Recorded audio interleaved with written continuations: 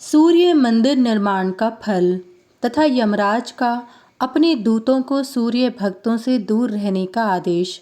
घृत तथा दूध से अभिषेक का फल।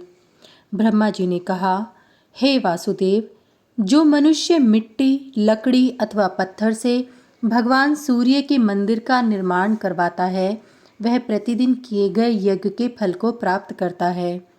भगवान सूर्य नारायण का मंदिर बनवाने पर वह अपने कुल की 100 आगे और 100 पीछे की पीढ़ियों को सूर्य लोक प्राप्त करा देता है। सूर्य देव के मंदिर का निर्माण कार्य प्रारंभ करते ही 7 जन्मों में किया गया जो थोड़ा अथवा बहुत पाप है, वह नष्ट हो जाता है। मंदिर में सूर्य की मूर्ति को स्थापित कर मनुष्य कृतकृत्य हो जाता है और उसे दोष फल की प्राप्ति नहीं होती तथा अपने आगे और पीछे के कुलों का उद्धार कर देता है। इस विषय में प्रजाओं को अनुशासित करने वाले यम ने पाश दंड से युक्त अपने किंकरों से पहले ही कहा है कि मेरे इस आदेश का यथोचित पालन करते हुए तुम लोग संसार में विचरण करो। कोई भी प्राणी तुम लोगों की आज्ञा का उल्लंघन नहीं करेगा।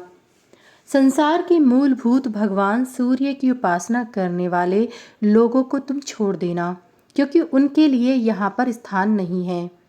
संसार में जो सूर्य भक्त हैं और जिनका हृदय उन्हीं में लगा हुआ है, ऐसे लोग जो सूर्य की सदा पूजा किया करते हैं, उन्हें दूर से ही छोड़ देना। बैठते सोते, चलते उठते और गिरते पड़ते जो मनुष्य भगवान सूर्य देव का नाम संकीर्तन करता है, वह भी हमारे लिए बहुत दूर से ही त्याज्य है। जो भगवान भास्कर के लिए नित्य नैमित्तिक यज्ञ करते हैं, उन्हें तुम लोग दृष्टि उठाकर भी मत देखना। यदि तुम लोग ऐसा करोगे तो तुम लोगों की गति रुक जाएगी। जो पुष्प, धूप, सुगंध और सुंदर सुंदर वस्त्रों के द्वारा उनकी पूजा करते हैं, उन्हें भी तुम लोग मत पकड़ना, क्योंकि वे मेरे पिता के मित्र या आश्रित जन हैं। सूर्य नारायण के मंदिर में उपलेपन तथा सफाई करने वाले जो लोग हैं, उनके भी कुल की 3 पीढ़ियों को छोड़ देना। जिसने सूर्य मंदिर का निर्माण कराया है, उसके कुल में उत्पन्न हुआ पुरुष भी तुम लोगों के द्वारा बुरी दृष्टि देखने योग्य नहीं है। जिन भगवत भक्तों ने मेरे पिता की सुंदर अर्चना की है, उन मनुष्यों को तथा उनके कुल को भी तुम सदा दूर से ही त्याग देना।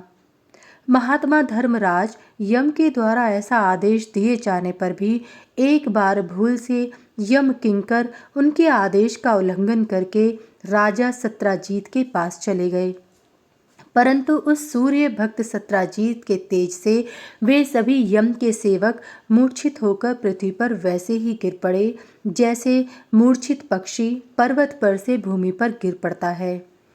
इस प्रकार जो भक्त भगवान सूर्य के मंदिर का निर्माण करता कराता है, वह समस्त यज्ञों को संपन्न कर लेता है, क्योंकि भगवान सूर्य स्वयं ही संपूर्ण यज्ञ में है। ब्रह्मा जी बोले, सूर्य की प्रतिष्ठित प्रतिमा को जो घी से स्नान कराता है, वह अपनी सभी कामनाओं को प्राप्त कर लेता है। कृष्ण पक्ष की अष्टमी के दिन सूर्य भगवान को जो घी से स्नान कराता है, उसे सभी पापों से छुटकारा प्राप्त हो जाता है। सप्तमी अथवा षष्ठी के दिन सूर्य नारायण को गाय के घी से स्नान कराने से सभी पातक दूर हो जाते हैं। संध्या काल में घी से स्नान कराने पर तो ज्ञात अज्ञात संपूर्ण पाप दूर हो जाते हैं।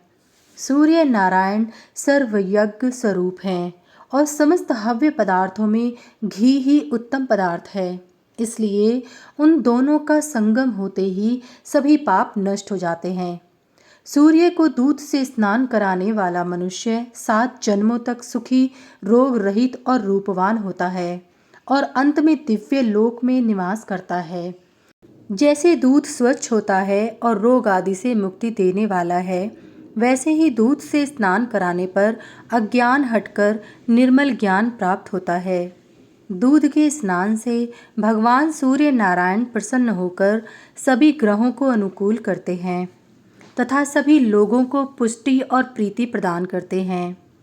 घी और दूध से तिमिर विनाशक देवेश सूर्य देव को स्नान कराने पर उनकी दृष्टि मात्र पड़ने से ही मनुष्य सबका प्रिय हो जाता है।